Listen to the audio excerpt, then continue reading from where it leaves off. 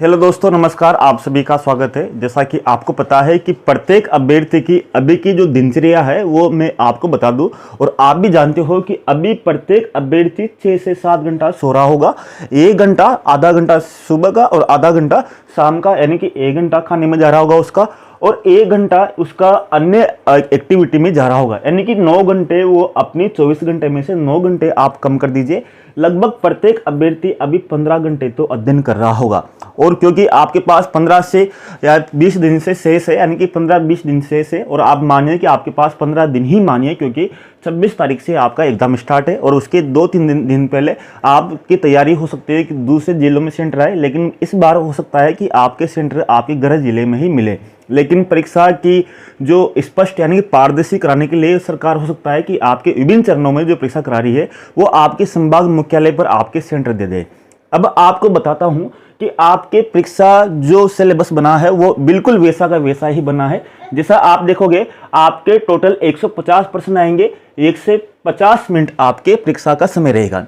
ठीक है, यानी कि 150 मिनट और 150 प्रश्न, और आपका पूरा सिलेबस भी वैसा का वैसा ही डिवाइड कर रखा है। जैसे देखिए, 40 मिनट का मतलब है कि आपके 40 मार्क्स का जो आपका जो विषय है वो राजस्थान भूगोल, इतिहास, संस्कृति, भाषा है, यानी कि 40 मिनट आपको इसमें।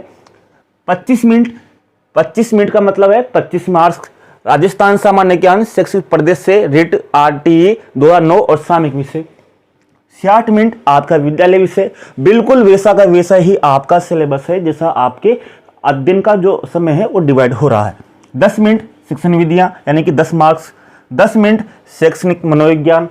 5 मिनट सूचना तकनीक, यानी कि 5 मार्क्स। यानी कि अगर आप देखोगे वैसा का वैसा आप काउंट करोगे इनको, जैसे 40 minute, 25 minute, 60 minute, 10 minute, 10 minute, 5 minute, तो इस तरह से अगर आप एक दिन में इस तरह से इनको समय देते हो, यानी कि आप किस विषय को कितना समय दे रहे हो, तो आप एक विषय को इस हिसाब से समय दे सकते हो, और इसी तरह से आपके मार्क्स है। जैसे अगर आप 40 मिनट में से पीछे से 0 हटा दोगे तो 4 घंटे, यानी कि 4 घंटे आप दोगे राजस्थान भूगोल, इतिहास, संस्कृति, भाषा को एक दिन में।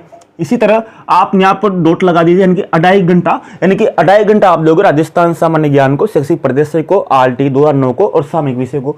इसी तरह 0 यहाँ से हटा दीजिए तो 6 घंटे बचे आपके। 6 घंटे आप विद्यालय विषय को दोगे। इसी तरह इसमें से 0 हटा दीजिए, 1 घंटा बचा, 1 घंटा आप शिक्षण विद्यालयों को दोगे, और इसके बाद में यहाँ से 0 हटा दीजिए। 0 हटाने के बाद में 1 घंटा दोगे आप शैक्षणिक मनोविज्ञान को, और इसके बाद में आप यहाँ पर पॉइंट लगा दीजिए तो आधा घंटा दोगे आप सूचना तकनीक को। इन सभी को जोड़ोगे तो आपके 15 घंटे हो रहे हैं। यानी कि कोई अभ्यर्थी सोच रहा होगा किस विषय को कितना विषय समय दे, तो अगर आपके सिलेबस के हिसाब से देखें तो आपके इस तरह से आपका डिवाइड हो रहा है। यानी कि 4 घंटे, 2.5 घंटे, 6 घंटे, 1 घंटा, 1 घंटा, आधा घंटा, इस तरह से आपको देना है। यानी कि आपके सिलेबस। लेकिन हो सकता है कि आपको जो कोई विषय में आप कमजोर हो, आपको कोई नया विषय तो पढ़ना ही नहीं है, आपको नई चीज़ों पर आपको किसी तरह से हाथ नहीं लगाना है। इस तरह से आपके 15 घंटे होते हैं।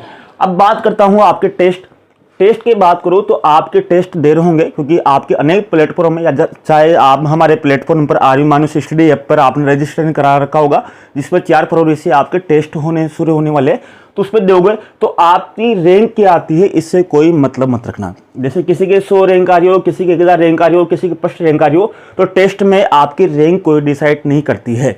इसके बाद में आपके टेस्ट देने का मुख्य उद्देश्य है कि जो आप प्रश्न करते हो, प्रश्न करने के बाद में आपके टेस्ट में देखना कि आप 150 प्रश्न हल कर रहे हो, तो 150 प्रश्नों में से ऐसे कितने प्रश्न है जो आपके आते हुए गलत हो रहे हैं। यानी कि आपके उन्हीं प्रश्नों को आपको देखना है। टेस्ट का मतलब यही है कि आपके आते हुए प्रश्न कम से कम गलती हो। यानी कि फर्स्ट स्टेज दिया, फर्स्ट स्टेज देने के बाद में मान लीजिए आपके 10 प्रश्न ऐसे हैं जो आपसे गलत हो गए, और सेकंड टेस्ट दिया तो उसमें 10 में से आपके 7 से 8% ही आपके गलत होना चाहिए। यानी कि आपके गलत संख्या आपके कम होना चाहिए।